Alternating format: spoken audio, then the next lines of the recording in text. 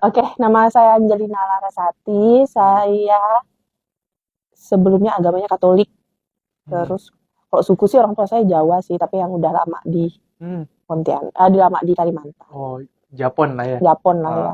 Tapi dari Sanggau, dari Sanggau. nggak Jadi berarti Japon. di lingkupnya kurang lebih banyak beragama Katolik juga berarti.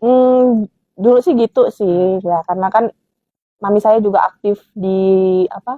Kok di Katolik itu ada kayak kering ya zaman dulu ya, kak salah saya ya gitu. Mami saya juga aktif kegiatan itu. Oke. Berarti udah berapa lama nih Kak masuk Islam? 2021. 2021. Nah, Mm-mm. mungkin menarik nih Kak. Boleh diceritakan Mm-mm. kisah perjalanan awalnya mengenal Islam sampai memilih Islam jadi agama Kakak? Jadi 2020 itu ibu saya meninggal. Hmm. Jadi ibu saya itu memang dulunya Islam. Oh, ibu memang dulu Iya, ibu Islam. saya itu Islam. Terus menikahlah dengan bapak kan. Hmm. Terus menikah dengan bapak, tapi tidak langsung masuk Katolik sih waktu itu. Hmm. Udah anak kedua karena ibu saya sakit, sakit Hmm. keras waktu itu. Terus di lingkungan itu nggak ada saudara ibu, nggak ada saudara ibu, yang ada Hmm. saudara bapak. Kalau takutnya ada apa-apa nggak bisa di apa handle, maksudnya Hmm. takutnya kita amit-amit meninggal waktu itu ya. Hmm. Jadi akhirnya masuklah Katolik Hmm. waktu itu. Jadi waktu itu dibaptis nggak salah sih dulu ibu saya cerita tuh di rumah sakit ya, karena Hmm. kan kena tumor. Ya Allah. Tapi alhamdulillah sembuh kan, terus sembuh. eh, Akhirnya tahun 2020 itu Hmm. ibu saya meninggal. Hmm. 2020 April ya meninggal. Hmm. Sebelum meninggal tuh memang ibu saya tuh kayak ada gelisah-gelisah pengen kembali ke agama ke Islam Hmm. sebelum meninggal. Itu kira-kira ibu saya meninggal April, mungkin sekitar November Desember. April 2020 mungkin November Desember 2019 lah. Hmm. Berapa bulan sebelum meninggal. Terus ya karena waktu itu saya kan mungkin sebagai anak ya, ya kayak ego saya kali ya, nggak bisa lah mami, saya bilang kayak gitu, Hmm. masa nanti mami sama bapak kayak beda gini-gini, terus Hmm. mami udah tua mau jalankan agamanya gimana Hmm. kan, waktu itu saya bilang kayak gitu. Jadi akhirnya sampai lah ibu saya meninggal tahun 2020 Hmm. April. Nah terus karena kan ya namanya bapak saya udah meninggal, ibu saya meninggal, Hmm. pasti saya ngerasa kayak kosong, terus kayak ada merasa perasaan bersalah Hmm.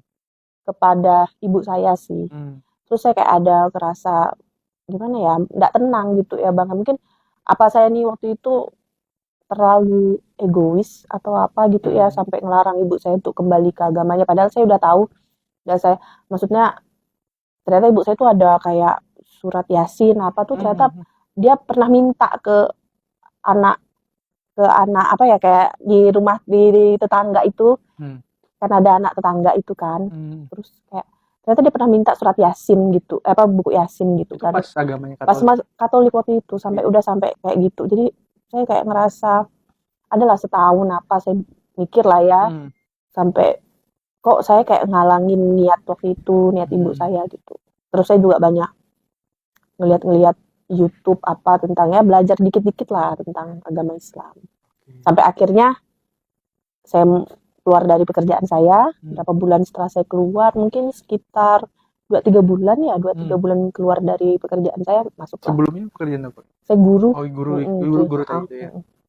guru saya udah 7 tahun ya 7 waktu tahun. itu, udah lama. Itu ngapa keluar dari pekerjaan lama? Ya itu karena saya mau masuk Islam sih. Oh, karena mau masuk Mau masuk Islam. Islam ya karena kayak kerja 7 tahun itu waktu itu saya Hmm. larang ibu saya, mungkin karena lingkungan saya Hmm. masih kuat itu kan agama lama saya. Hmm. Jadi kayak waktu itu ibu saya ngomong kok tiba-tiba pengen, ya kita kayak tiba-tiba ngomong bilang mau masuk Islam kan, jadi kita kejut juga Hmm. kan kayak gitu waktu itu. Ibu saya ngomong kayak gitu, jadi saya larang. Tapi setelah meninggal nggak tahu ya, saya yang perasaannya Hmm. gelisah gitu bang, apakah rasa bersalah saya. Hmm. Tapi dalam 1 tahun itu dari 2020 ke 2021 ya saya coba Belajar Islam. belajar Islam, mantapkan hati, tanya juga sharing dengan kawan-kawan yang Hmm. muslim kan, kawan-kawan kuliah saya kan rata-rata memang muslim ya, Hmm. sharing-sharing juga dengan mereka, dengan kawan SMA apa. Oke. Apa yang membuat Kak Laras itu semakin mantap untuk memilih agama Islam? Sebenarnya dulu tuh saya suka nonton Habib Jafar itu loh. Habib Ja'far. Iya, karena menurut saya beliau Hmm. menyampaikan segala sesuatu tuh mudah untuk Hmm. dipahami dan tidak seperti maksudnya menakut-nakutin atau apa. Jadi kayak untuk saya sih yang masih nggak tahu apa-apa ya ngerasa Islam tuh Hmm. enak lah. Maksudnya agama yang sebenarnya nggak terlalu kaku atau apa yang kayak orang-orang pikir. Oke. Waktu itu Kayak kita sih. tahan sampai sini loh. Ya. Oke, jadi apa sih Kak pandangan Kakak tuh sebelum masuk Islam atau Mm-mm. waktu di agama Katolik itu memandang agama Islam itu seperti apa? Sebenarnya saya sih nggak terlalu asing ya, karena mungkin keluarga ibu saya kan semua rata-rata Muslim. Hmm. Cuman ya memang kalau kita lagi berada di lingkungan yang nonis ya pasti nganggapnya banyak aturannya lah ya. Mungkin dari segi makanan, dari segi berpakaian, dari segi segala sesuatunya kan diatur. Jadi mungkin bagi mereka ya terlalu banyak aturan dengan yang notabene kita tahu masalah-masalah teroris apa dan segala macam. Itu sih pemicu-pemicu kalau Islam tuh seperti ini waktu itu gitu. Oke, berarti dulu pandangan terhadap Islam itu justru seperti itu ya pandangan? Iya sih. Teroris, radikal dan segala Radikal macam. dan segala macam ya. Nah, apa yang membuat Kak Laras tuh jadi mematahkan pandangan itu dan tetap konsisten untuk memilih Islam? Ya, karena mungkin saya di lingkungan sharing dengan teman sih, yang pasti ya. Sharing dengan teman-teman. Terus saya ngeliat mereka juga nggak seperti itu kok. Kan itu oknum ya, mungkin oknum. Nggak seperti itu. Terus mereka juga, selama ini saya berkawan, maksudnya saya memang punya kawan di lingkungan sekolah, tapi kan saya punya kawan juga di lingkungan luar gitu kan. Selama ini saya berkawan dengan mereka baik-baik aja saya lihat kan, maksudnya dengan saya sebagai nonis waktu itu, dengan mereka sebagai orang Islam, mereka juga nggak membeda-bedakan saya, malah ngerangkul. Jadi bagi saya, ya ternyata nggak senegatif yang dibayangkan. Kalaupun ada pun itu juga ya, oknum gitu. Oknum ya. Berarti termasuk open minded juga berarti. Iya sih, saya open minded sih kok mas.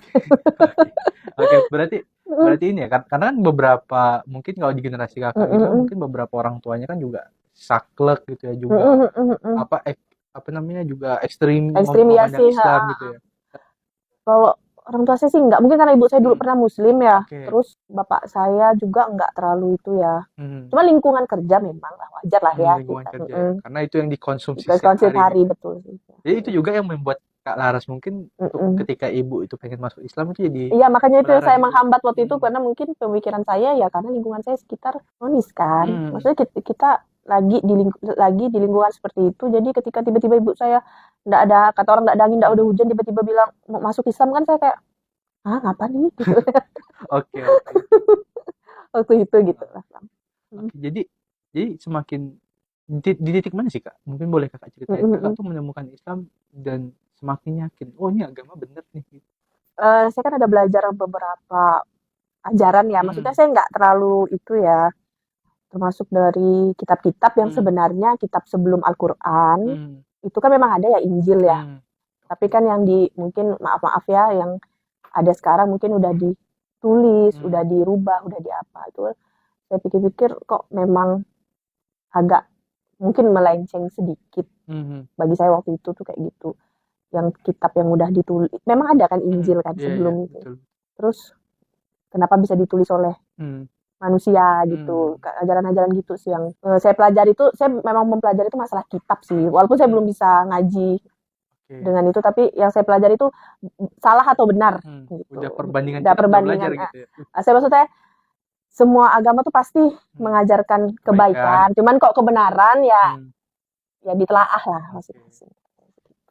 Berarti itu juga memang menjadikan mungkin kakak berpikir kok kalau memang ini kitab suci dari Tuhan kok ada perjanjian lama gitu kok ditulis oleh manusia gitu ya, waktu itu saya berpikir tuh kayak gitu. Sedangkan itu yang kakak ajarkan setiap hari di sekolah gitu. Iya, makanya kayak ya sedikit ini ternyata bedanya tuh kayak gini. Ada keunikan nggak sih Kak waktu ngajarin anak-anak di sekolah Katolik? Sebenarnya sama aja sih ya, nggak ada beda. Atau mungkin ada anaknya betul nggak Tuhan kita nih, ada yang nanya gitu nggak?